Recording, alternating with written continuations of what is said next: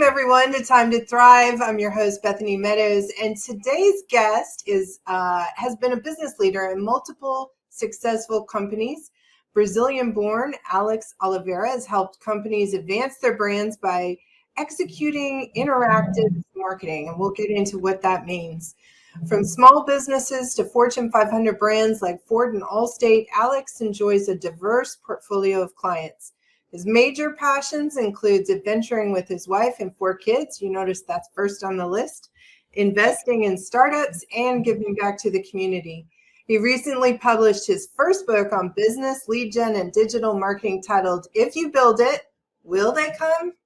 The Golden Path to Lead Generation Success for Your Business. Welcome to the show, Alex. Bethany, thanks so much for having me here. I'm excited to talk to you. You know, you were on my podcast and we're fellow podcasters, fellow marketers. We had such a good time. So I'm really happy to be here. Thank you.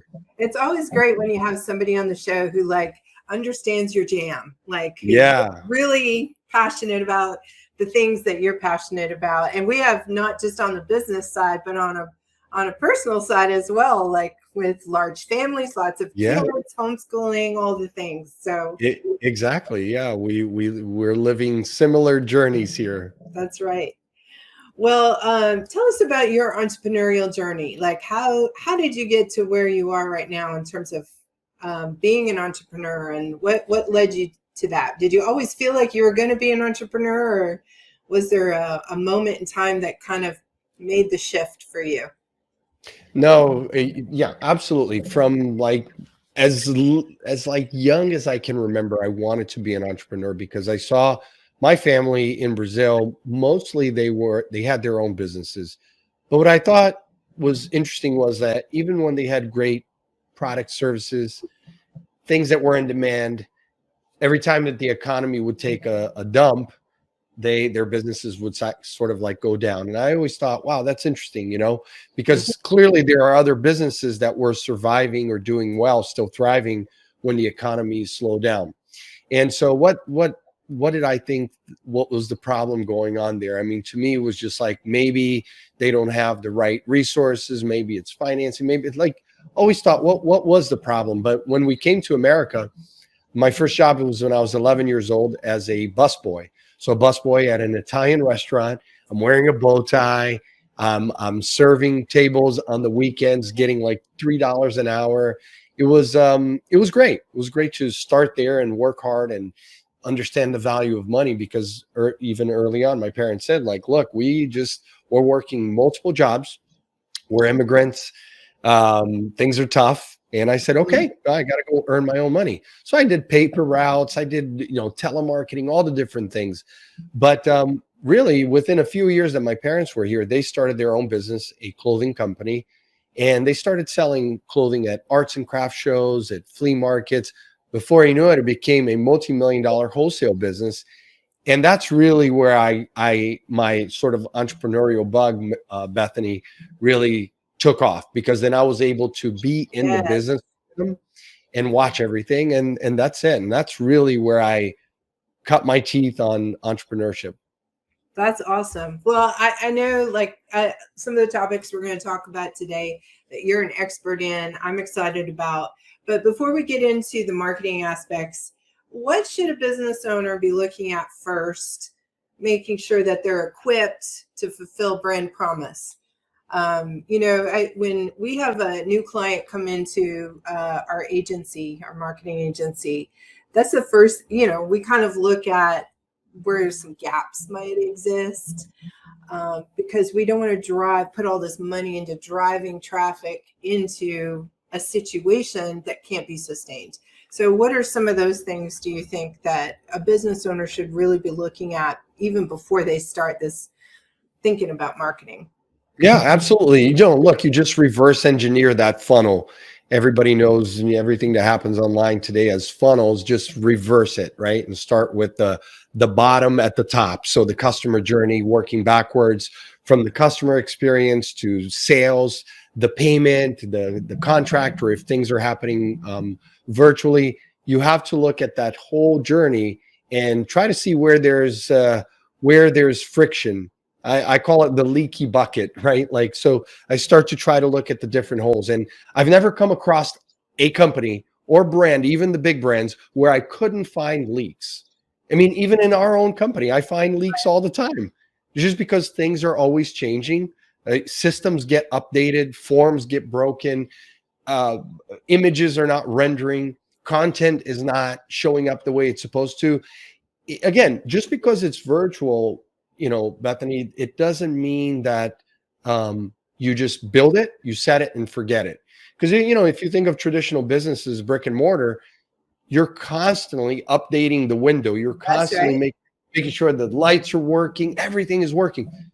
Digitally, it's no different. So whether you have a SaaS platform, um, whether you are working on your website, your social media channels, you have to make sure always that every step, every touch point is working 100%. And again, I've never come across, I wish we had like 10 companies we could look at right now virtually.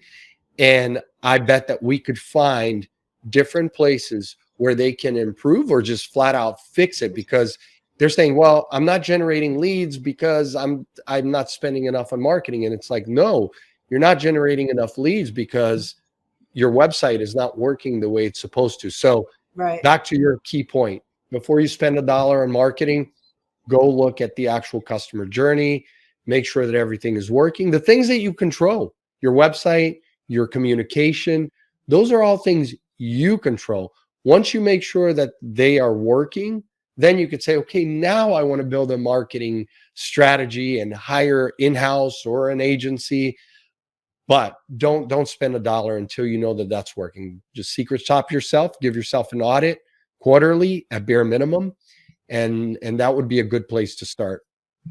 Well, you kind of alluded to this when you were talking, but the the world has changed Mhm.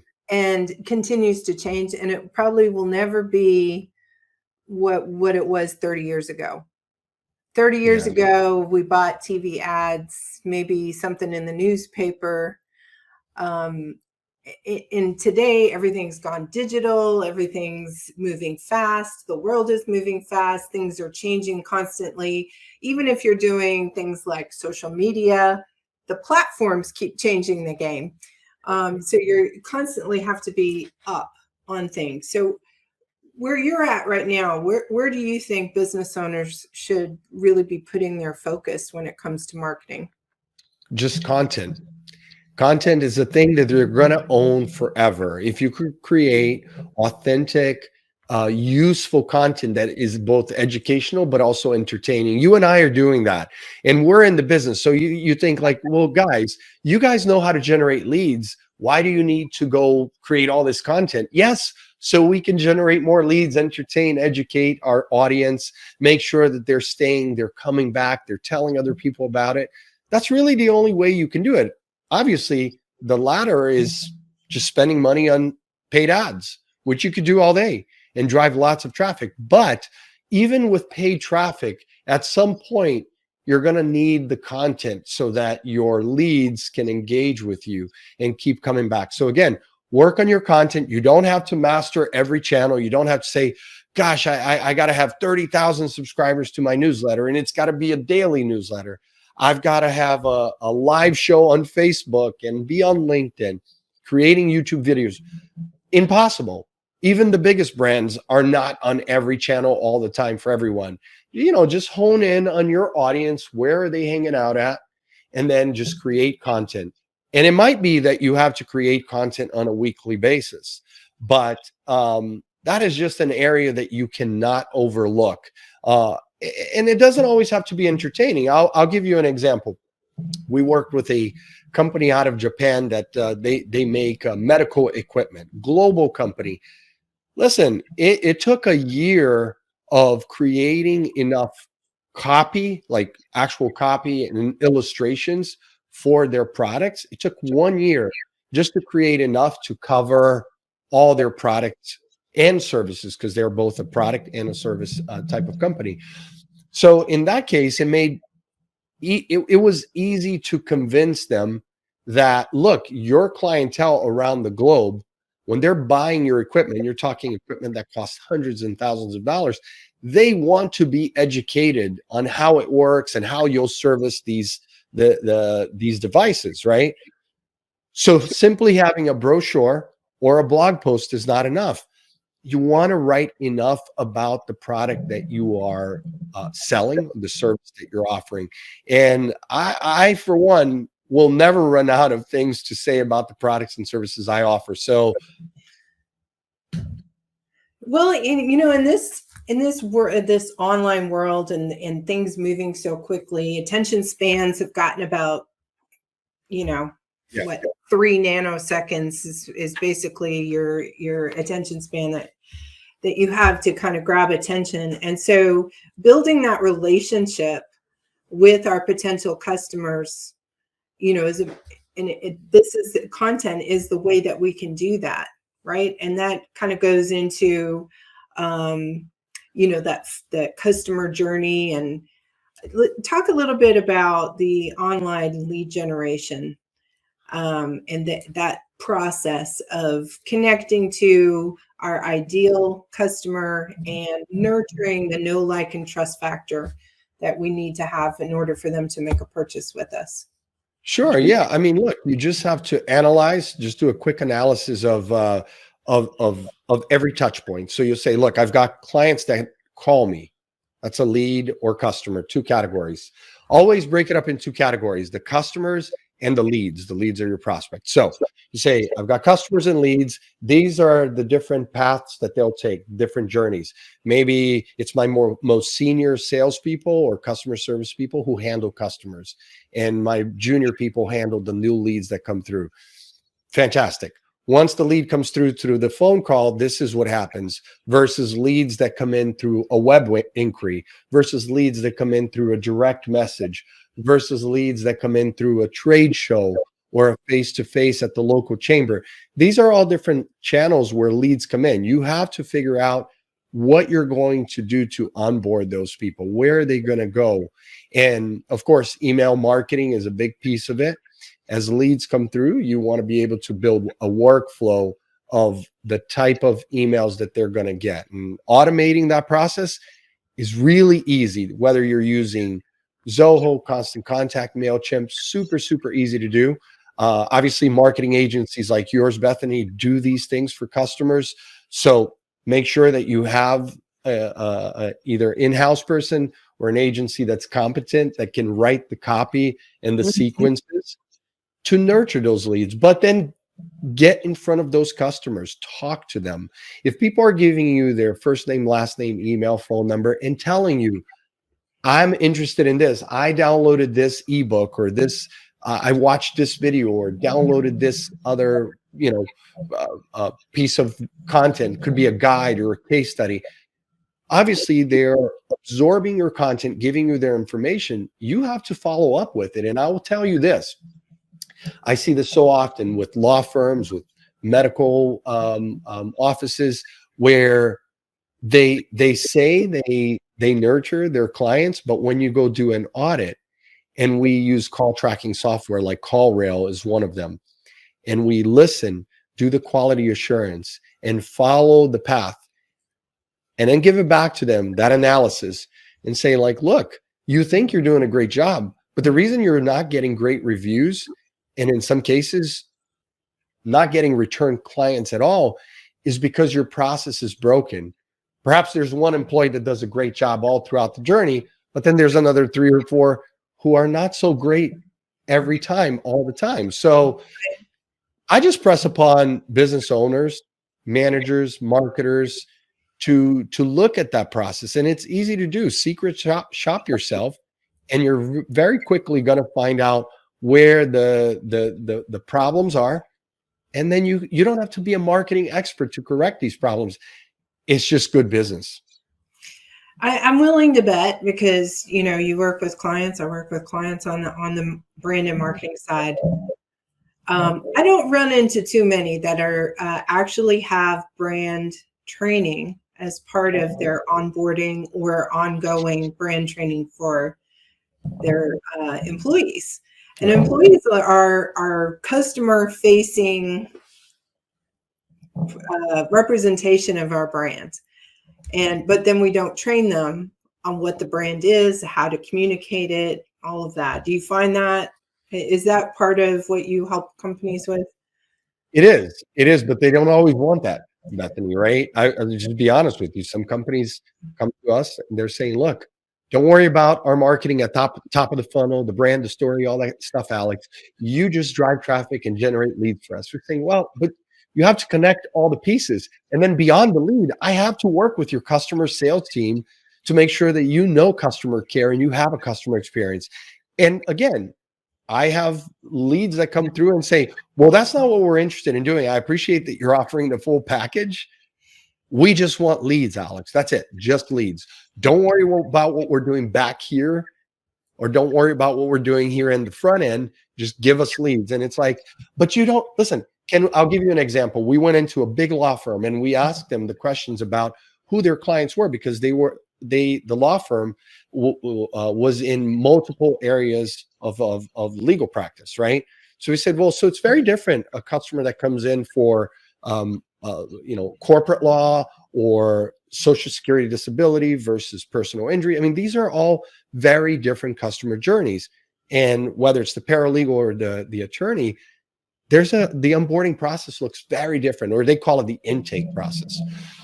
So I said, look, let's sit with each practice and look at the top person in that department and do this exercise that we call design thinking. It's really using the design thinking methodology to come up with ideas of empathy for the end user, but also innovative things that come out of that exercise. And it's an exercise that takes about an hour.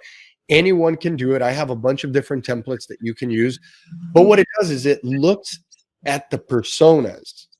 So the end user, it's not about you, the law firm, what you're offering, whatever business you're in. It's about the customer. Like, how are they impacted by every touch point throughout the entire relationship? And when you start to look at that, you're literally walking a mile in their shoes, and you're going beyond that, just the key demographics and psychographics and interests and behaviors. You're going deep into like the customer experience, like when they part with their money and they pay you, here's what happens here, there, that. These are all opportunities to make sure that they are happy with the service. How do you ensure that? And honestly, I mean, when you do that 1 hour exercise, there's rarely a time where the client, and typically this is not the owner who's sitting in there, it's their people, either salespeople or in this case, paralegals and intake people. They're going, oh my God, we weren't doing any of this, but now we have a better idea of what the customer is. And then you go beyond that point and do surveys, but not survey monkeys. These are like phone surveys, actual phone surveys to ask those questions that you've never asked before. And then you gather that feedback, you come back to the table, you know more about the customer, you know what they're telling you, and you say, now, how do I improve that? I haven't talked about spending $1 in marketing or leads at that point, but I'm looking at what happens before marketing, what happens beyond marketing and sales. The problem, Bethany, as I mentioned at the beginning of my rant here, is that rarely do business owners want to hear all that. They want to just cut through it and say, just tell me how I can grow my business. Send me the customer. Yeah. It works that way. Right. Well, it's interesting. We, in Time to Thrive membership, part of our brand coaching week that we do with our members is we do a whole big session on touch point mapping. This is the process that you've been describing. And what's interesting about that is I've been a guest on many, many business podcasts, and I talk about touch point mapping and what that looks like and how to create that. And we do it visually, with circles in each part of the journey. So it's chronological. And it also gives you something you can use to audit yourself. Like once you've mapped that out, then you can go back and measure your, how well you're doing that, or where else you need to tweak, or that it gives you a map, basically. And what's interesting is the hosts on these business podcasts are like, no one's ever talked about that before. Like, this is some revelation. Like, to me, this is just old school marketing 101.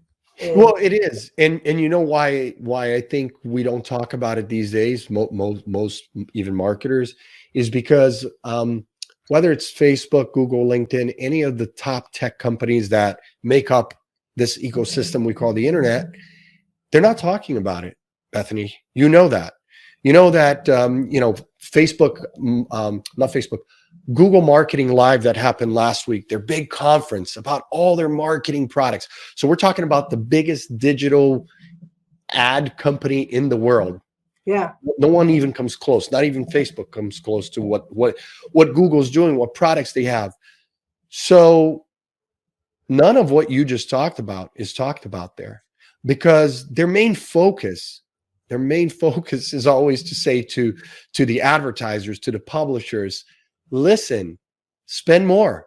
You want to get more customers, just spend more. I mean, that's literally every recommendation you get on Google Ads or Right. any platforms. It's like, so you talk to a representative and say, well, okay, great. Tell me how I can do better. I've taken all your certifications, everything. Okay, I know how to optimize, do all of that. What else can I do? Spend more. Mm-hmm.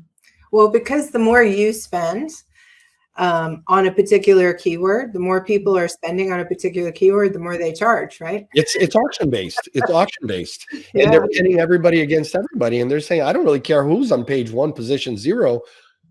Whoever Just wants to pay the spend highest amount, good. So you're right.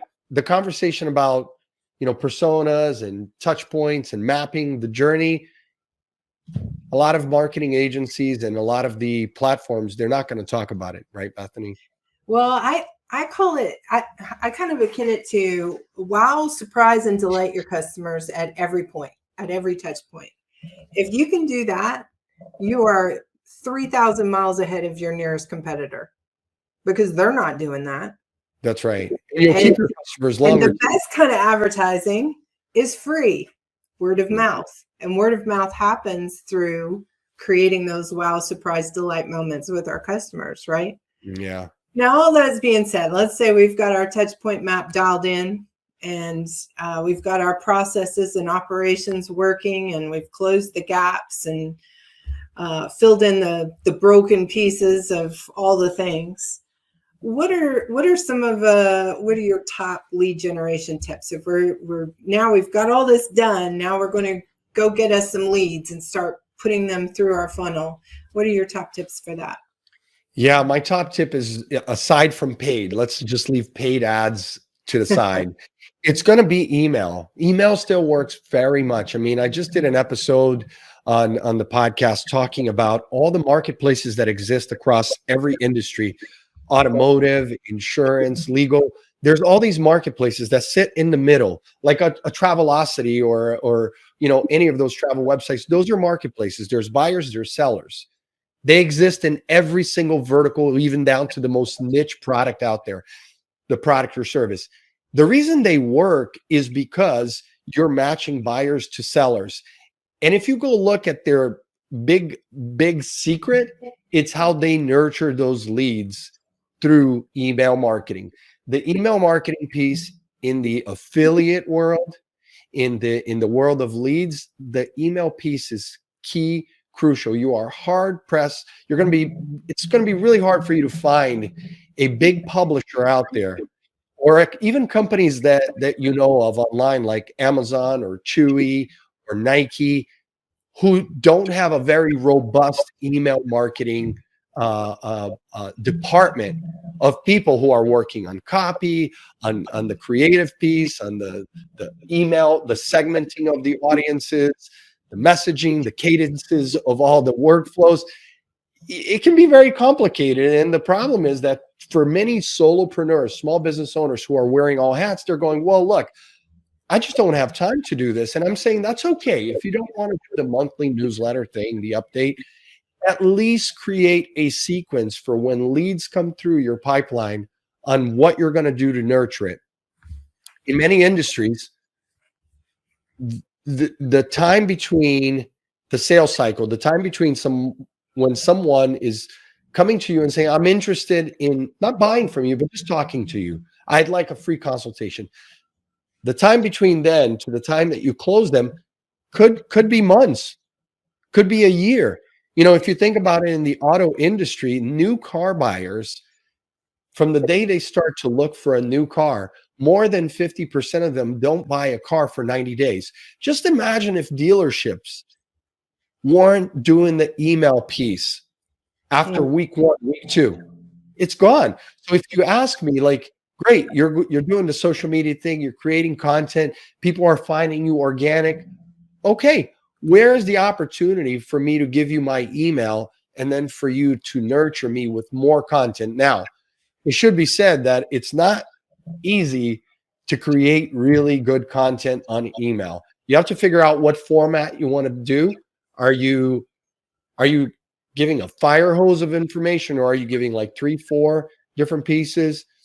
Definitely you don't want to add a lot of pictures or videos within. Limit the number of links, because you could end up in people's spam boxes, right? So there are things that you can do. A system like a tool like Omnisend, you can use their subject line tester to test all different types of subject lines. They'll give you a score. These are all like super, super important for you.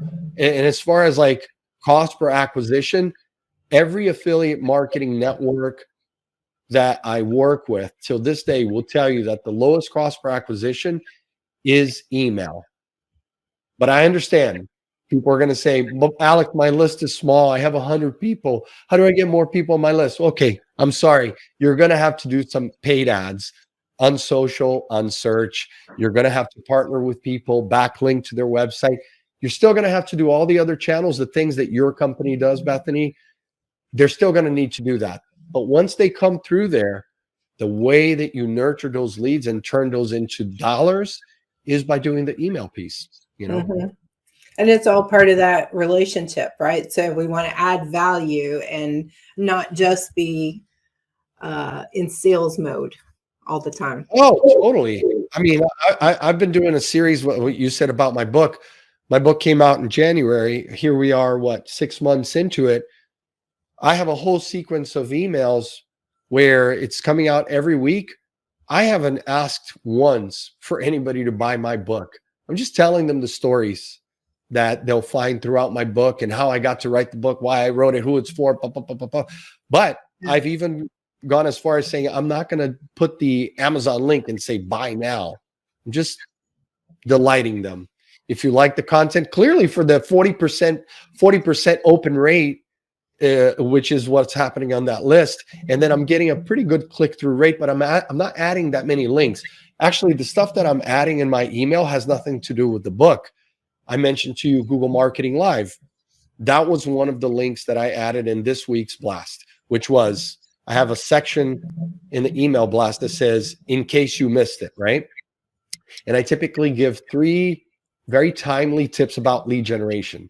One of those tips was, hey, if you're a marketer, if you're a business owner, did you miss Google Marketing Live? Here's a link where you can watch all the different videos. It will tell you about Google Analytics Explorer. It'll tell you about this. But I'm just being helpful. I can help you better generate, better nurture your leads, better convert them into sales. That's all I'm going to do. If you decide to come to the website and then go, oh, I see a lot of this is in your book, maybe I want to buy the book or the course, then great. But you know, I can't just keep asking you for money, and especially definitely not from the start. So Right. Well, when you have a campaign, some sort of campaign to drive leads, they're not always going to be successful.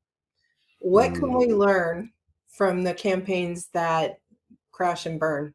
Oh, I love that. That's a great question, right? So because if you're saying, Alex, I'm not going to do paid, I'm not going to do email yet, I don't want to do social, I just want to buy leads from third-party vendors. That gets to your question, Bethany, of how do you know, like, how do you even define quality, right? It's going to be different for every business because we all have different criteria. So for any business owner listening here, whether you're a coach, consultant, you're selling a product, you need to decide, not the marketer, not the lead seller. You need to decide what that criteria is and how to score those leads. So I use Zoho. You could use Salesforce. There's lots of different CRMs there, but I'm going to use a system that's going to score the leads. For me, I score it on a 0 to 5 scale. You can build your own. You could do it by color. There's lots of different systems out there. But mine, I just do it on a scale from 0 to 5. If you told me that your business is 0 to 3 years old, you're going to get a much lower score on my list. If you're a business that's been in business 10 years or longer, your score is going to be higher. That's just the criteria that I've used. And that's just one marker. So if you're going out there and you're buying leads from lead vendors, third-party lead vendors, and you're saying, well, now how do I know quality? Well, these are the things that you have to tell the lead vendor. Like, look, the filters are this. This is the demographics. Like, don't send me leads from Florida because I don't sell in Florida. Great. That's a lead filter. Don't send me leads on Friday through Sunday because I don't have my salespeople ready to follow up on leads. So I only want my leads from 9 to 5 in real time, Monday through Thursday. This is the geographic area. Oh, and by the way, when the leads come through, whether you're doing it through your own paid search, your email, or third-party vendors, add the verification piece to it. Xverify is one of the tools that we use, xverify.com. You can pay 3 to 4 cents per record. So that means that every time a lead comes through my funnel, my CRM, Xverify in real time will tell me if the email and the phone number is correct. So that's verifying it in real time. Therefore, I'm not going to take 100 leads this month and give it to my most senior business development person who's paid a salary to follow up on, because they're going to come back and go, well, look, yeah, that was great that I got 100 leads from this campaign, but 80 of them were no good, because that's going to happen. There's a lot of bogus leads out there. Typically, what you can expect from buying from third-party lead vendors is 10 to 15% of the leads you'll never connect with. There is another big variable aside from confirming the data, Bethany, that your listeners want to know, and that is the speed to contact. Depending on the type of product or service you're selling, there is an expectation. You mentioned earlier people's attention span. They're on their smartphone. Okay, you didn't get back to me. Goodbye. So there's an expectation that communication is going to happen in lightning speed, whether it's an SMS or an email or a phone call. You need to follow up quickly. What's quickly? There's plenty of studies out there that'll tell you 5 minutes. If you take longer than 5 minutes to follow up with leads in both B2B and B2C, 64% chance that you'll never reach them again. Why? Because people just move on to the next person, right?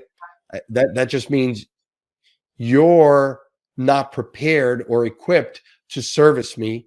So that's my first impression. Goodbye. And I'll give you the counter argument that is complete, like, it's just completely wrong. I've had companies that say, well, we actually intentionally don't follow up on leads quickly. We don't want to seem desperate. What? What are you talking about? I don't care what I'm buying. The fact that you follow up quickly tells me that A, you have the staff, and B, you care about me. You taking more than an hour or even worse, a day to get back to me tells me that you're not the right company for me. Wow. I'm speechless at that response. That's it's so funny. It's hurtful. Yeah, but and usually I get that from like the law firms, the medical practitioners, right? Dentists and plastic surgeons, all those types of businesses that they struggle with customer service to begin with. Now, the businesses that happen in real time, like a plumber, electrician, a mechanic, a hair salon, urgent care clinic, they get it. Yeah. Like, we need to service people quickly. Like, we need chat on our website. And when people jump onto the website, we're like, hey, did we answer all your questions? If not, let me chat with you right now, and then move that conversation from chat right to the phone call. And, I'll give you a quick example. We are in partnership with a company that sells car cleaning products. 100% e-commerce. Most of their sales happen on Amazon. The owner of this company, though, Bethany, this guy, he's not only a great product developer, like he really understands and loves his product, but every message that they get, whether it's on Amazon, Instagram, on the website, wherever they get a message, within minutes, that this is the owner, okay, a company doing $1 million in revenue, he will get on there. He's obsessed with customer service. He will answer any question in real time, right? So don't tell me if you're a small business doing $1 million a year that you don't have time. If you're the owner and you're not passionate enough to get back to your clients, fine, you're too busy. You've got too many things to do. I get it. Then have someone on your team who does chase those questions. And in particular, in this case, it's like I said, a product that's being sold online. Almost every transaction happens without a human interaction. But when people buy the product and get it shipped to them, that's when people usually have the questions, because now they got the product and they're like, ooh, the instructions are good, but I still have a question. Boom, he's on there. Guess what? The lifetime value and the repeat sales that he gets, through the roof. Yeah. Through the roof. Like, but again, when these businesses tell me, I just don't have time for that. I mean, it just, shame on you. You need to follow up with people. You need to talk to them. And there's going to be a lot of what I call the tire kickers. We get it in our business, people who fill out our forms, download our ebooks, and then you call them and they're like, I didn't request anything. Oh, okay. Or they're just going to pick your brain. And my business development guy, my head guy will say, gosh, I spent an hour on the phone with this person answering. Yeah, I get it. They're picking your brain.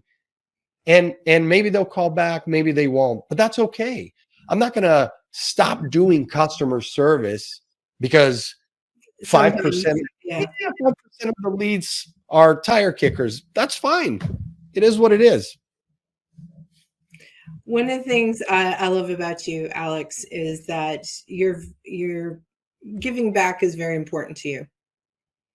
So talk to me a little bit about why that's important to you, and why other business owners should be looking at their responsibility to their communities as well.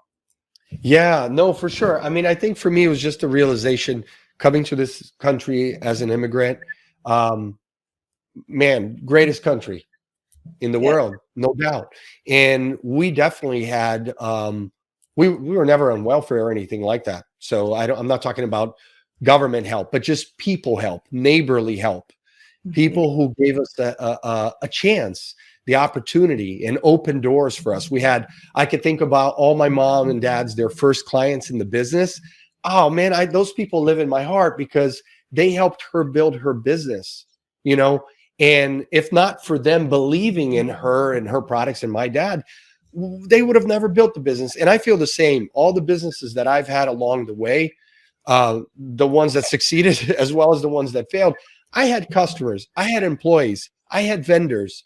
I had to have people who believed in me, right? Enough to say, hey, I want to support you in this journey. I think of a company like Shaw Flooring. They're owned by Berkshire Hathaway. I remember in 2005, that business was a construction business. We opened up the doors and we were just ordering containers of wood floor, tile, whatnot. I didn't have the credibility or the credit with the banks that I have today. But even then I didn't.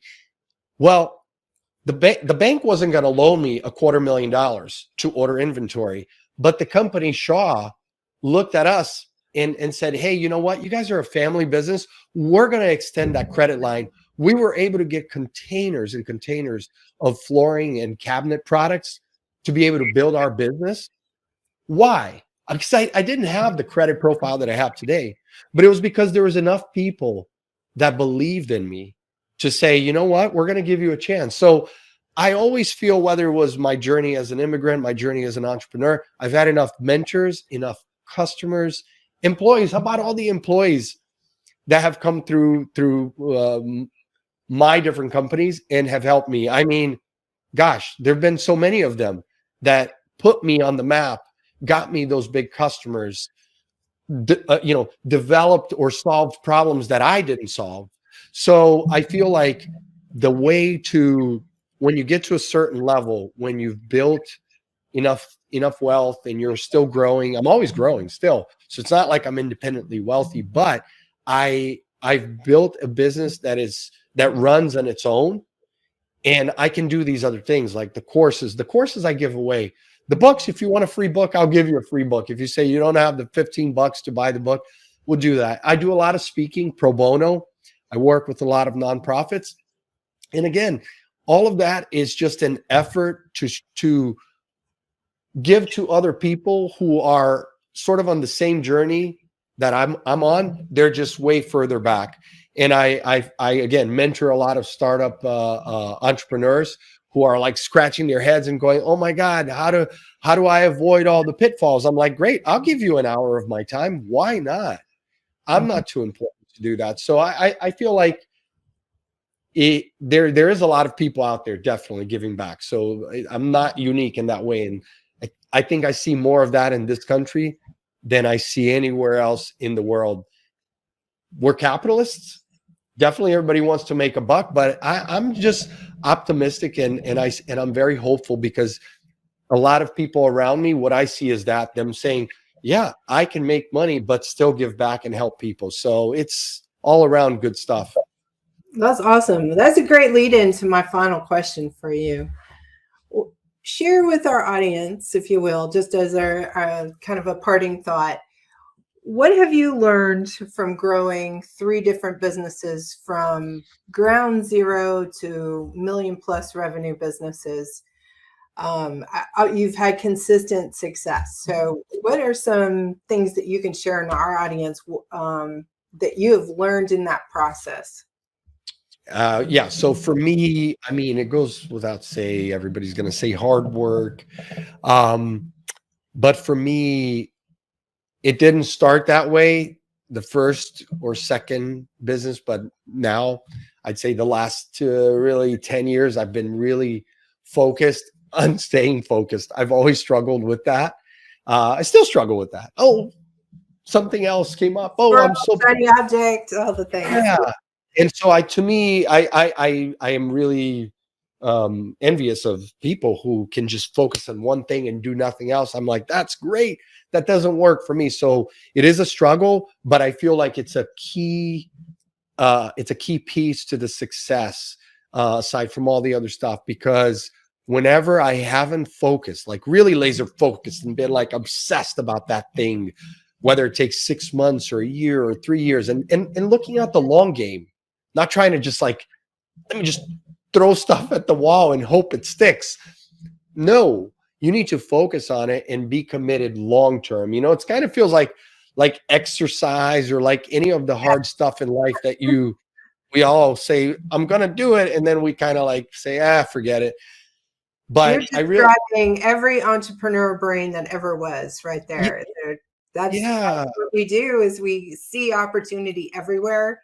And so sometimes it's hard to hone in on that, on the one that we should be focused on instead of all the ones we could be focused on.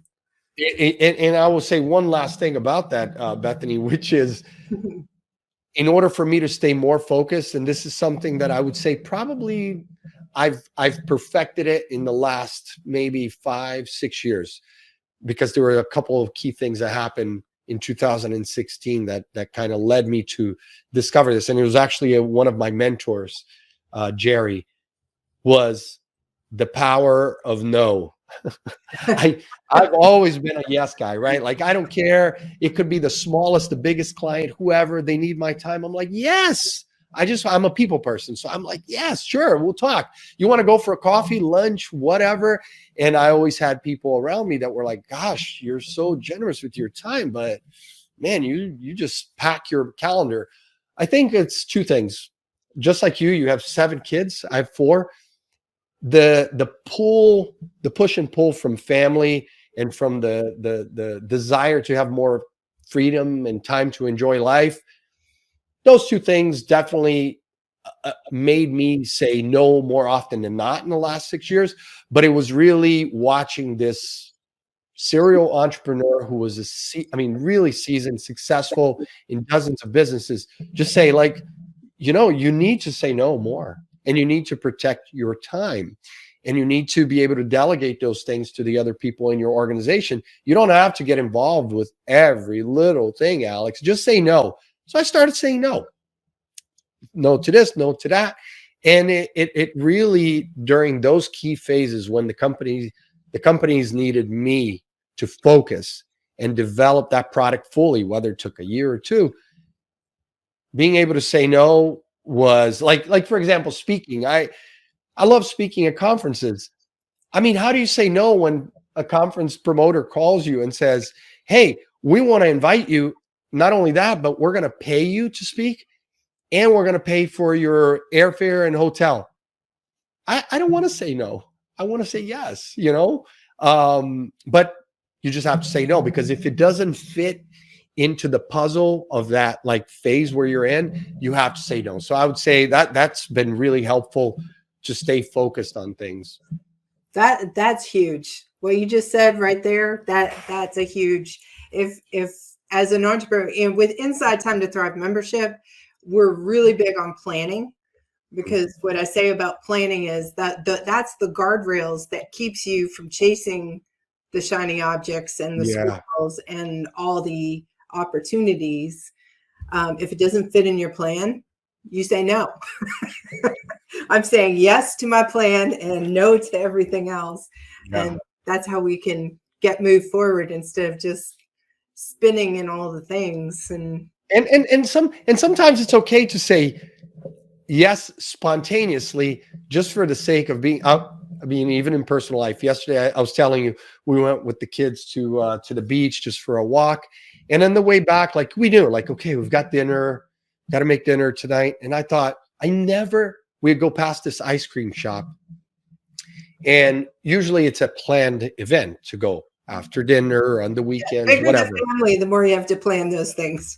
Yeah, exactly. But it's always planned. But I just felt like being spontaneous, not for my sake, for their sake yesterday. Mm-hmm. So it's like 6:00. Dinner was already pretty much almost ready. And I'm thinking, like, they've got a shower. But you know what? As I'm driving past that ice cream shop, I'm like, you know what? I know that they want to ask. But we knew we were going to go this weekend. But you know what? Last night I said, forget it. I'm going to say yes without them even asking, because I know they're thinking about it. We're driving past it. So spontaneously, I drive right back into it. And they say, what? Ice cream like right before dinner? That's amazing.